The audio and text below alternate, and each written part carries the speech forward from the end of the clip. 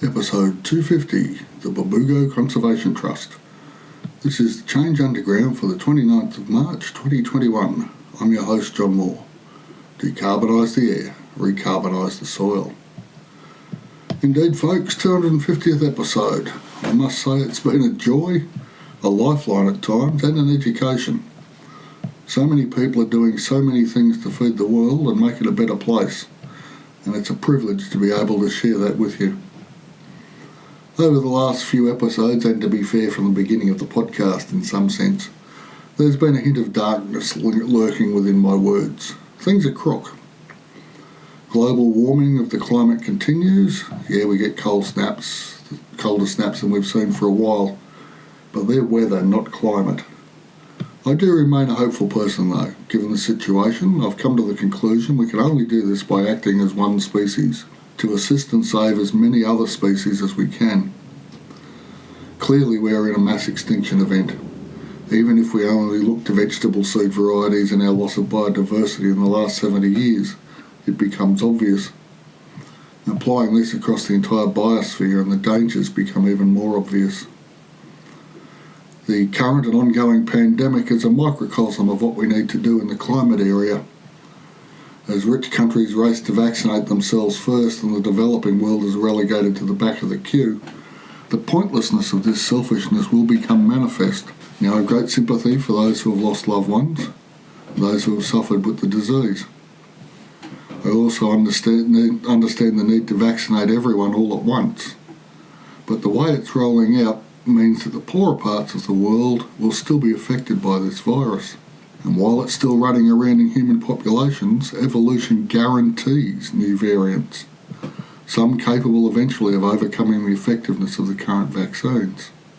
Decarbonising the developing world whilst moving carbon-spewing industries to the developing world will ensure we do not meet our planetary goals either.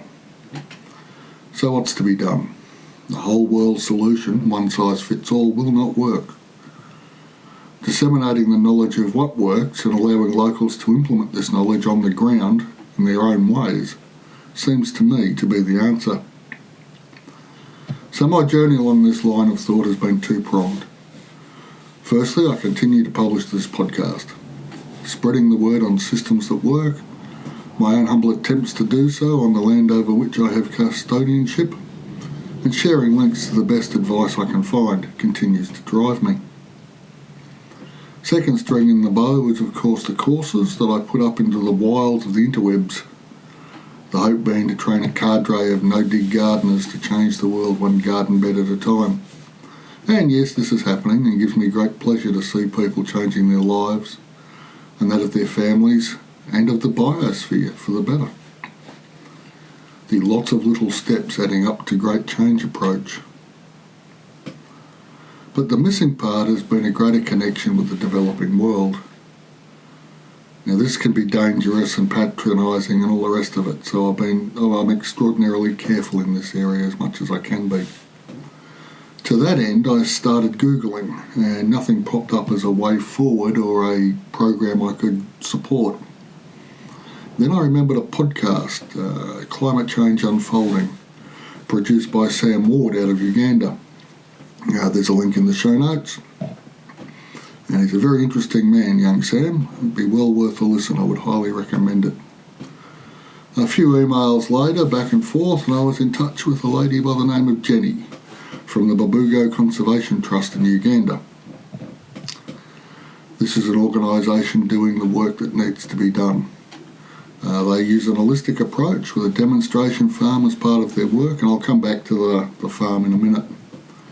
They have what's called the Riverside Reading Room to promote literacy and educational standards, and to run lectures eventually on sustainable food production.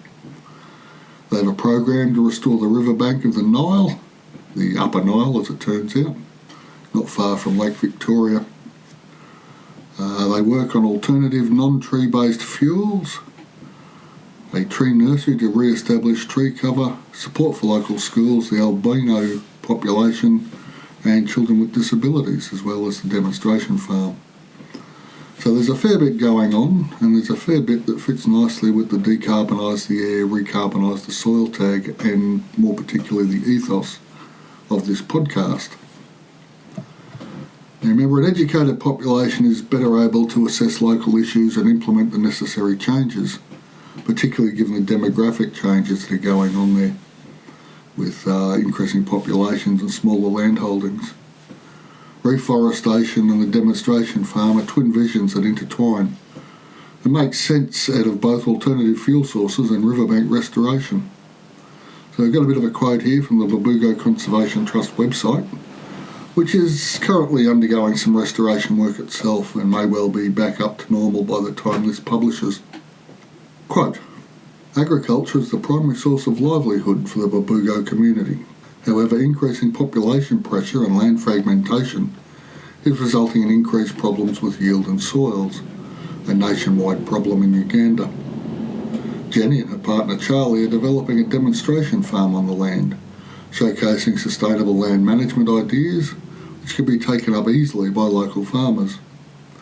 We hope to further expand this work to include educational lectures in the reading room and to work with other local NGOs to support the dissemination of sustainable agricultural land management practices for improved livelihoods and soil quality, end quote. And in a chat I had with Jen on Zoom, she was saying that their problem with the climate change is increasing rainfall where they are, which is making it difficult to maintain nutrients and whatnot, and soil. Further north in Uganda, lack of rain is the problem, but where they are, it's a touch too much to begin with. So where is all this leading? Well, it's time to put my money where my mouth is, as they say. So, for every copy of the Change Underground Academy No-Dig Gardening course on the World Organic News website that sells, I'll transfer $10 to the Bubugo Conservation Trust. Further, for every coffee someone buys me at the Buy Me a Coffee link on the same website, I'll transfer 10% of that to the trust. The aim is to raise $2,500 a year. I think that will make a huge difference to what's going on. These monies will be applied to the demonstration farm and its outreach work after discussions with Jenny. And there are links to both of these ways to support the trust and to do the work we need to do to avoid these annual once in 100 years climactic events we're all experiencing in the show notes. We've just had another 100-year event following the pandemic, which followed the bushfires. Now much of the east coast of Australia, from Brisbane down to the Victorian coast, has had a 1 in 100-year flood. So these things are coming more frequently, and we really need to take action sooner. Well, 20 years ago, but let's do it now. And so as we support the Bubugo Conservation Trust, we will in fact be helping to decarbonise the air and recarbonise the soil. So thank you one and all for listening. It's been a privilege to bring these 250 episodes, plus all the bonus ones. And I'll be back next week with the first of the next 250 episodes. Thank you once again.